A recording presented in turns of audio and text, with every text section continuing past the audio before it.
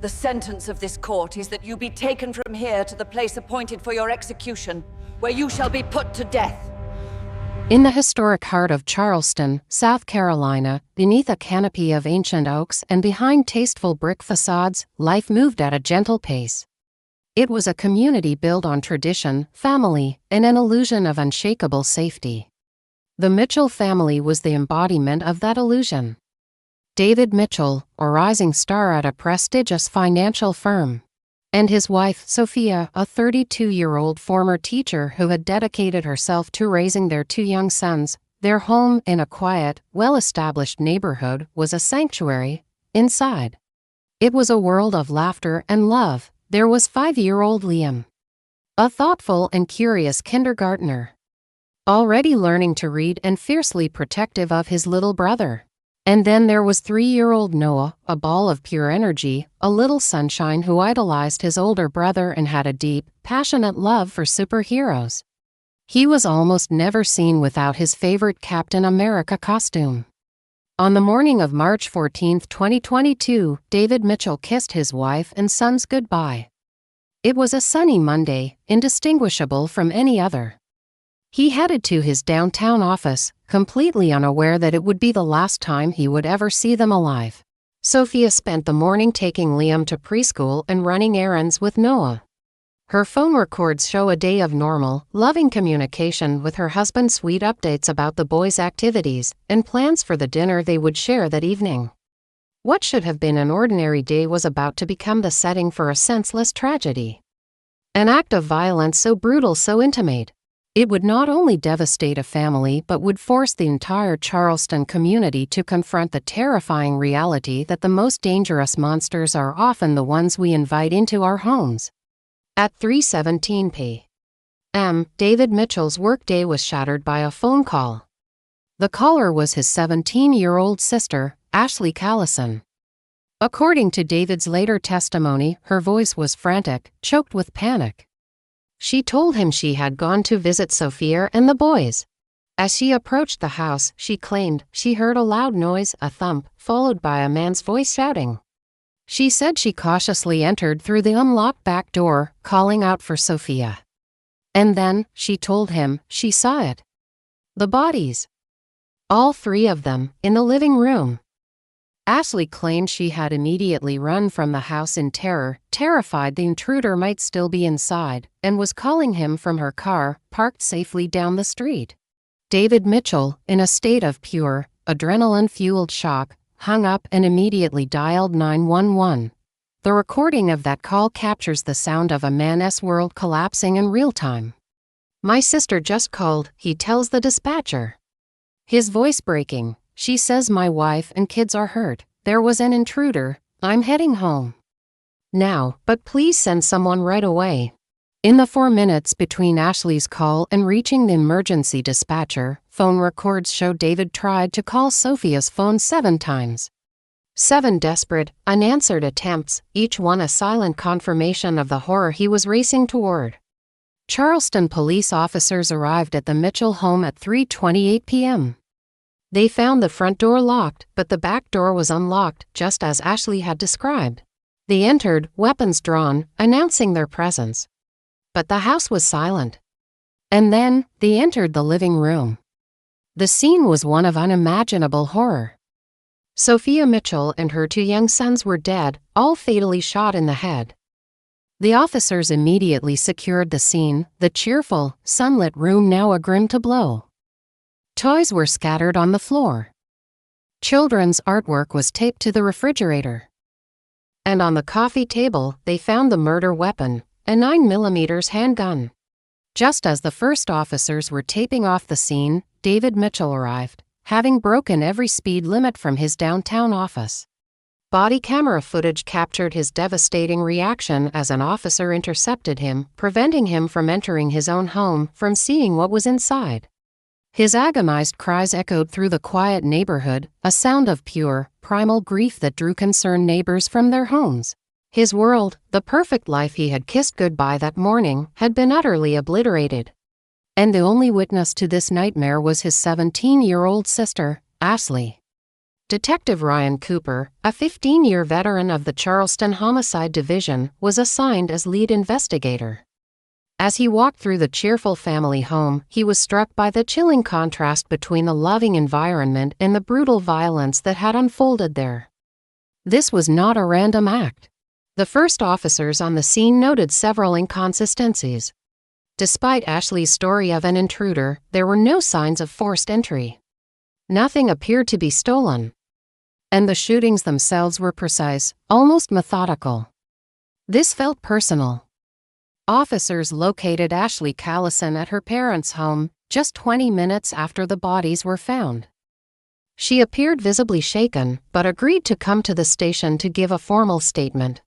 Initially, she was treated as a key witness, a traumatized survivor.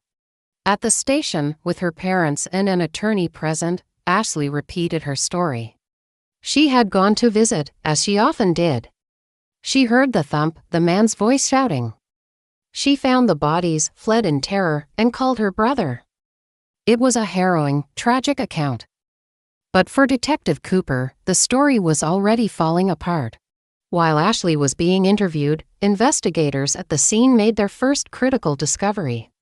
The Mitchell home, while not equipped with video cameras, had a security system that kept a detailed electronic log of every time a door was opened or closed.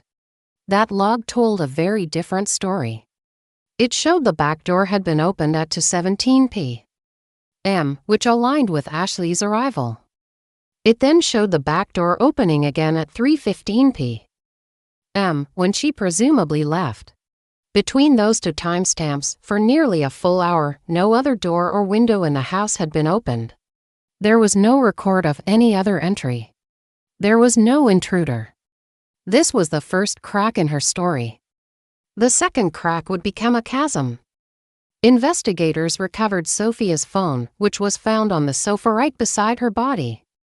They opened it and found the last messages she ever sent. At 2:43 p.m., Sophia had sent a series of short video clips to her husband, David. The videos were heartbreaking. They showed Liam and Noel, alive and happy, laughing and playing in the living room. Liam was building an elaborate tower with his blocks. Noel was, of course, wearing his Captain America costume. And in the background of one of those clips, visible for just a moment, was Ashley Callison, watching them play. The medical examiner would later place the time of death for all three victims between 2:45 p.m. and 2:50 p.m. This was the moment the case pivoted. The timestamps created an impossibly small window of time. Sophia sent the videos at 2:43 p.m. The murders happened just minutes later. Ashley's story of arriving to find an intruder was now, quite simply, impossible. She was definitively in the house with the victims, just moments before they were killed. When confronted with this evidence, Ashley's story shifted. She claimed she had arrived earlier, yes, but had left briefly to get something from her car. She claimed the intruder must have entered in that tiny window. But the security logs didn't support that. No doors had opened. And then came the physical evidence. The gun on the coffee table was registered to David Mitchell. He kept it locked in a safe in the master bedroom. The safe had been opened, not forced, but opened using the combination. David later confirmed, in a moment of agonizing realization, that Ashley knew the code. The combination was his wedding date. Ashley's fingerprints were found on the 9mm handgun. But the forensics team found something even more damning. Her prints weren't just on the grip. They were on the magazine. They were on the individual bullets inside. This proved she hadn't just picked up the gun in a panic, as she later tried to claim. This proved she had loaded it. And then, the gunshot residue test. Ashley's hands and the sleeves of her sweater were covered in GSR, microscopic particles consistent with firing a weapon multiple times at close range. Her story was not just improbable, it was a physical impossibility. But there was one more piece of the timeline that sealed her fate. Ashley had called her brother at 3:17 p.m., claiming she had just fled the house in terror. But her cell phone records, pinging off local towers, told the truth. Her phone, and therefore Ashley herself, had remained at the Mitchell home until 3:15 p.m. The murders happened around 2:47 p.m. She didn't call her brother until 3:17 p.m. She hadn't fled in terror. She had stayed in the house with the bodies of her sister-in-law and her 2 young nephews for nearly 30 minutes. What was she doing in that half hour of silence? The evidence suggested she was attempting to stage the scene. Bloody footprints matching her shoes were found leading from the living room to the master bedroom where the safe was, and back again. She was walking through the blood of her family, building her alibi.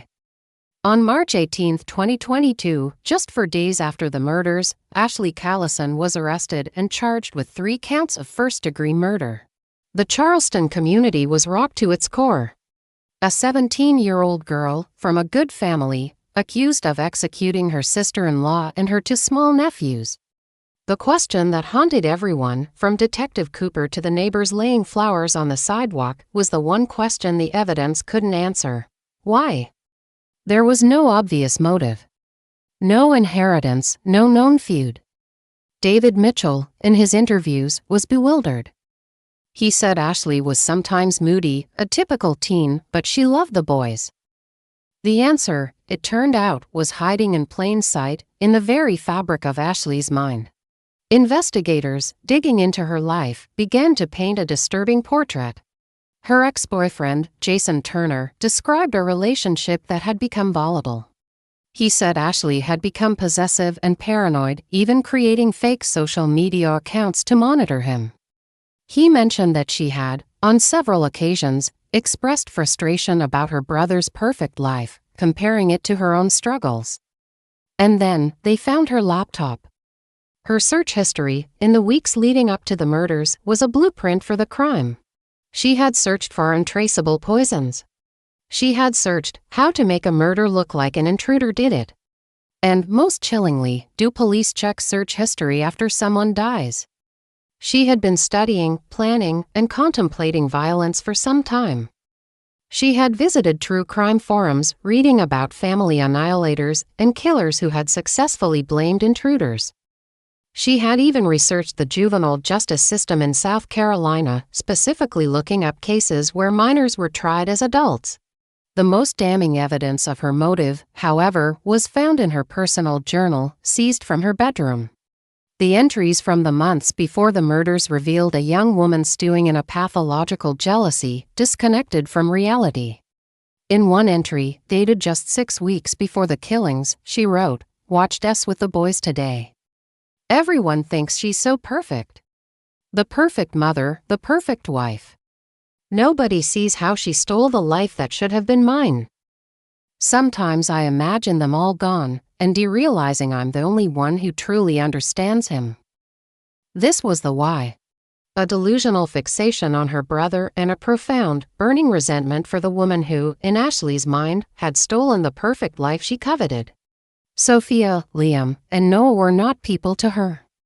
They were obstacles. Investigators also found a hidden collection of photographs in her room. Dozens of images of her brother David, meticulously cut out of family photos, with Sophia and the children completely removed. It was the physical manifestation of her fantasy, a world where only she and her brother existed. The trial of Ashley Callison began on January 9, 2023. Despite being 17 at the time of the crimes, she was being tried as an adult due to the severity and premeditation of the murders. The courtroom was packed. Assistant District Attorney Grace Taylor led the prosecution. In her opening statement, she laid out the facts, her voice clear and measured. "Ladies and gentlemen of the jury," she began, "this case is about the brutal murder of 3 innocent people. The evidence will show beyond any reasonable doubt that Ashley Callison pulled the trigger of the gun that killed them." Taylor acknowledged the question that was on everyone's mind. "What you will not hear," she said, "is a rational explanation for why. The evidence will suggest a young woman consumed by jealousy, resentment, and a disturbing detachment from the value of human life. The defense, led by Rebecca Walsh, faced a mountain of irrefutable physical evidence. Walsh's strategy was to lean into the lack of a rational motive, suggesting that Ashley's age and unexplored psychological issues must be considered. Tragedy is not the same as murder, Walsh argued, and presence at a crime scene does not automatically equate to guilt. We believe that when you have heard all the evidence, you will find that reasonable doubt exists in abundance. But the evidence, when presented, was simply overwhelming. The jury saw the security logs. They heard the 911 call. They saw the timestamp videos of Liam and Noel playing happily just minutes before their deaths. Jurors were visibly affected, watching the vibrant life that was about to be extinguished. The prosecution called their experts. Dr. Eleanor Patel, the chief medical examiner, delivered harrowing testimony. She explained the sequence of the shootings. Sophia was shot first, from behind, as she sat on the sofa, completely unaware. Then, Liam, who appeared to have been shot while moving, perhaps attempting to run after seeing his mother killed. And finally, 3-year-old Noah. He was found in a crouched position behind an armchair, as if trying to hide. He had been shot while facing his killer. Facing his aunt. Firearms expert James Hernandez testified that the fingerprints on the magazine and bullets could not have been planted, and that the gunshot residue on Ashley's clothing was consistent only with her being the shooter. Digital forensics expert Dr. Marcus Wong walked the jury through the damning search history and the cell tower data that proved she had stayed at the scene for 30 minutes after the killings. The prosecution also called forensic psychologist Dr. Rachel Goldman. She testified about her evaluations of Ashley, noting a consistent pattern of emotional detachment when discussing the victims. Most individuals, even those who have committed violent acts, typically show some emotional response when confronted with images of victims they knew personally, especially children, Dr. Goldman explained. Ms. Callison showed no such response. No grief, no remorse, not even the anxiety or defensiveness one might expect from someone falsely accused. The most powerful and agonizing testimony came from David Mitchell. He entered the courtroom, a man hollowed out by grief. He recounted his last moments with his family that morning, his voice breaking as he described his children. He recounted the panicked phone call from his sister. As he spoke, he looked at Ashley. Her expression, as it had been for the entire trial, remained neutral, detached, and cold. The non-interaction, the absence of any human connection between the grieving brother and the accused sister, was perhaps more chilling than any evidence presented. The defense presented their own psychological experts, arguing Ashley suffered from undiagnosed personality disorders that prevented her from understanding the wrongfulness of her actions. But under cross-examination, they were forced to admit that her planning, her accessing the safe, and her elaborate cover-up all suggested a mind that was functioning with clear, deliberate intent. After just 6 hours of deliberation, a stunningly short time for a triple homicide case, the jury sent word they had reached a verdict, the courtroom filled with a tense, heavy silence. Ashley Callison was led in, still composed. Her parents sat behind her. Her mother visibly trembling. The jury foreperson stood. On the first count of murder in the first degree in the death of Sophia Mitchell, we the jury find the defendant, Ashley Callison, guilty. An anguished sob erupted from Ashley's mother. On the second count of murder in the first degree in the death of Liam Mitchell, we find the defendant guilty. On the third count of murder in the first degree in the death of Noah Mitchell, we find the defendant guilty. At the reading of the verdicts, Ashley Callison showed her first significant reaction of the entire trial. Her posture, previously rigid, seemed to collapse slightly. A brief, fleeting expression of disbelief crossed her face before the mask of neutrality snapped back into place. The sentencing hearing was held on March 24, 2023. It began with the victim impact statements. Sophia's father, Robert Reynolds, spoke of the difference between living and merely continuing to breathe, and how his family had been forced to learn that difference in the cruelest way possible. Then, David Mitchell took the stand again. He spoke not to the judge, but seemingly to the void his family had left. "Every morning I wake up," he said, his voice raw, "and for a split second, everything is normal. Then reality crashes in and I remember they're gone. My wife, my boys, my future, all of it gone in minutes." He looked at his sister. "I don't know if you're capable of understanding what you've done to me, who lost everything that mattered and can never get it back." Finally, Judge Reynolds asked Ashley if she wished to make a statement. She rose to her feet. The courtroom waited for any sign of remorse, any apology, any explanation. Instead, they heard the chilling sound of the void. "I don't know what to say," Ashley began, her voice soft, almost confused. "I know everyone thinks I did these terrible things, but it doesn't feel real to me. None of it does. It's like everyone's talking about someone else. Not me." She never said she was sorry. She never acknowledged her actions. She only expressed confusion that everyone was so angry with her. Judge Reynolds, having heard the testimony, delivered her sentence. She acknowledged the defense's points about Ashley's age, but dismissed them. "The level of planning and the steps you took afterward to cover your tracks demonstrate a full understanding of the wrongfulness of your actions." The judge stated, "The psychological issues may help explain your actions, but they cannot excuse them. Having considered the overwhelming evidence and the extreme depravity of your actions," the judge concluded, "this court must impose a sentence that reflects the gravity of the harm you have caused, on each count of murder in the first degree. I sentence you to life imprisonment. These sentences are to be served consecutively for a total term of 200 years. Ashley Callison, the girl who craved a perfect life, will now spend the rest of her natural life in a maximum security prison." David Mitchell, the man who lost everything, established the Sophia Mitchell Foundation, funding educational scholarships and, in a tragic irony, initiatives for adolescent mental health. The case of Ashley Callison remains a terrifying study in pathological jealousy, a chilling reminder that the most devastating violence can emerge from the quietest corners, from a profound disconnection from normal human empathy. It's a story that defies easy explanation, leaving a community to grapple with a question that may never be fully answered: how a 17-year-old girl could look her 3-year-old nephew in the eye, a child in a superhero costume, and make the cold, calculated choice to pull the trigger.